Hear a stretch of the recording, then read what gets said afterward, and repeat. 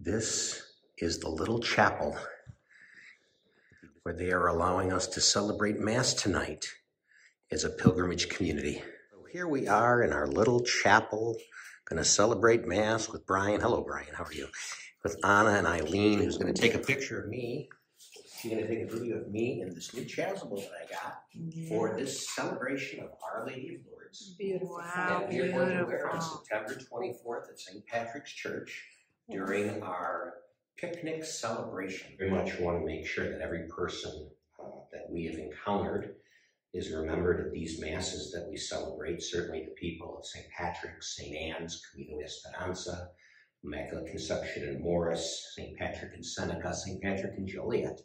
All the parishes I've served, all our online folks who have been watching these Masses, all our benefactors, just people who are looking for the presence of God. We just want you to know that we're praying for you. We love you in God's name. We have not forgotten about you. El Señor los bendiga. May God bless you. Please know you're in our thoughts and prayers during this time of our pilgrimage. And every single person in this group has very much been praying for you, and they love you. And we just want you to know that you've been in our thoughts and prayers during this time. Before I start anything, I'd like to know where your saxophone is. Brian, our tour guide, promised that he would bring his saxophone to play with Anna, and he did not do this. This is very sad. I want to thank Brian for coming over from Barcelona and all the other places that he visits to be with us for these 2 days, to show us this absolutely spectacular basilica. And as many of these places we have visited, these large buildings encase these very small, intimate miracles that have taken place. And I very much believe in the little things of life. I believe in the little things that when parishioners build their churches and they sustain their churches and do what they can to keep their churches, to me it's a symbol. It's a symbol of love that people have not forgotten. A lot of people have, and we know in our society what is happening. In a way, it kind of parallels what's been happening at the places of worship that I celebrate. Over at St. Patrick's, I told you we have the Our Lady of Lourdes grotto, which has fallen into disrepair. It was built about 100 years ago, but yet because of just the wind and the rain and vandalism and such, we've had to upgrade it. We've had to re-tuck point. We've had to replace statues. Someone stole the rock from our grotto that was brought here from Our Lady of Lourdes. And we've tried to do the best we can to honor and sustain that which has existed at St. Patrick's in Laments for 100 years over at St. Anne's. We know that the church was first established around the 1850s, and then when Father Chiniquy ended up getting excommunicated the church and ended up having his church building in court, and he got his church building back with the help of some upstart young lawyer named Abraham Lincoln. You know who Abraham Lincoln is.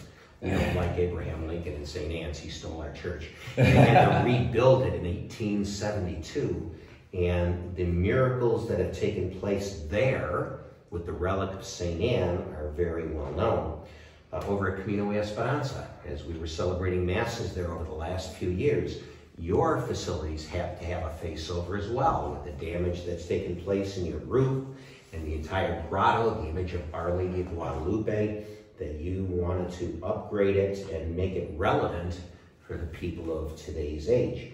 To me, it's wonderful to see these miracles. It's wonderful to share these stories of faith. Today's reading from the Gospel of John is the first of 7 miracles that take place in that gospel. And when people say that we don't see enough miracles in today's age, we do.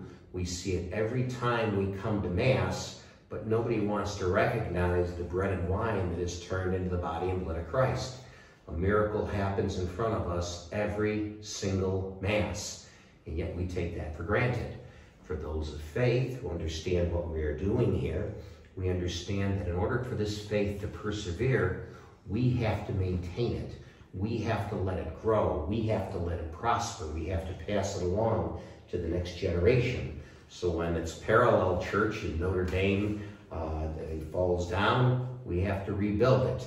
When St. Patrick's has damage, we have to rebuild it. When Camino Esperanza has damage, We have to renovate. When St. Patrick's had damage and vandalism, we had to fix, because if we honor those who have gone before us and have sustained what we have and really love their respective churches, if we love that same God who has brought us all together, different cultures, different languages, same spirit, same love, then we understand what we're doing here today.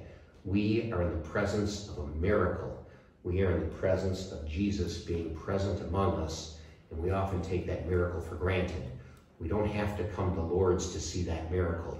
We can see it in our own home parishes. But here, where something special happened to St. Bernadette, we remind ourselves that God tries to make God's self present in so many different ways.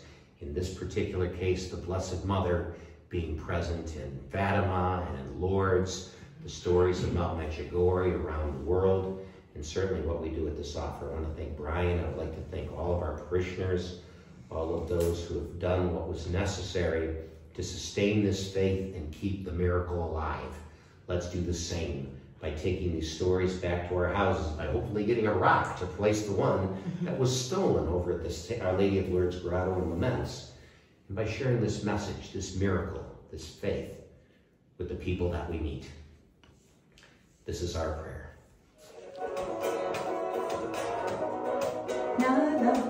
Nada es imposible, nada, si tú crees en él. Nada es imposible, nada, si tú crees en él. Él es Jesucristo el Señor, que en María se encarnó, en sus ojos se cargó la cruz de la salvación. Por una... Cuando resucitó de la muerte me libró. Nada es imposible, nada, si tú crees en él.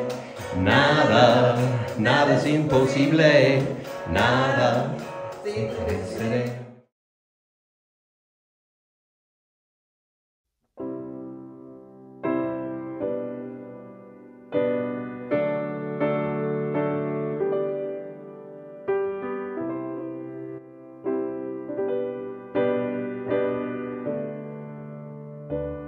Blessings, sojourners of Moments. This is Father Pete Jankowski standing in front of one of our more important historical sites here in the city, the Our Lady of Lourdes Grotto, which was established in 1926 as a place of respite and quiet and prayer for the people of the St. Patrick's community. In years past, the grotto had running water at the base of the cave, where the image of Mary now stands, the same type of location that St. Bernadette Soubirous encountered the apparition of the Blessed Mother back in Lourdes, France, around the time when St. Patrick's Church was established in the 1850s. The water came from the grotto, has healed many people. Over 5 million visitors come to that site in France each year. Because of the healings, Bernadette is the patron saint of bodily illness, Lourdes, shepherds and shepherdesses, the patron saint against poverty, and also for people ridiculed for the faith. In 2019-2020, our St. Patrick's Grotto received updates including lighting, a new fountain nearby, the repainting of the statue of St. Patrick, new trees and landscaping, sidewalk pavers from the donors, walkable stations of the cross positioned near the sidewalk for wheelchairs and handicapped accessibility, and the addition of 4 other saint statues. The Grotto Park also has an outdoor consecrated altar, where during the COVID crisis of 2020, many outdoor services were held. This outdoor altar was consecrated in 2000 for the purpose of masses here in the grotto. From 2005 until 2019, this altar remained dormant until a pet blessing mass in October of that year. In 2020, during the pandemic, so that we can invite more people to come to Mass, we have been celebrating these outdoor masses here in this beautiful worship space. You are most welcome to visit here, to pray, to contemplate, and just enjoy some of the most beautiful scenery in the city of Moments.